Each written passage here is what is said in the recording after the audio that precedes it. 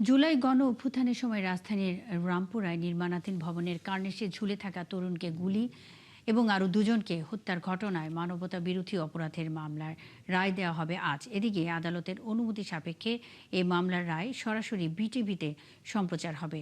বিচারপতি মোহাম্মদ গোলাম মর্তুজা মজুমদারের নেতৃত্বাধীন ৩ সদস্যের আন্তর্জাতিক অপরাধ ট্রাইব্যুনাল এক এই রায় ঘোষণা করবেন।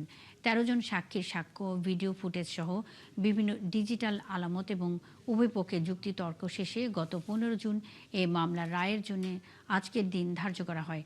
বর্তমানে ৫ আসামির মধ্যে শুধু রামপুরা পুলিশ ফাঁড়ির সাবেক এএসআই চঞ্চল চন্দ্র সরকার কারাগারে রয়েছেন। অপর ৪ আসামি হলেন সাবেক ডিএমপি কমিশনার হাবিবুর রহমান, ডিএমপির খিলগাঁও জোনের সাবেক অতিরিক্ত উপকমিশনার রাশিদুল ইসলাম, রামপুরা থানার সাবেক ভারপ্রাপ্ত কর্মকর্তা মশিউর রহমান এবং সাবেক উপপরিদর্শক তারিকুল ইসলাম ভূঁইয়া। ২০২৫ সালের ৭ আগস্ট গত এই ৫ পুলিশ কর্মকর্তার বিরুদ্ধে মানবতা বিরোধী অপরাধের অভিযোগে আনুষ্ঠানিক অভিযোগ দাখিলের মধ্য দিয়ে মামলাটির বিচার শুরু হয়।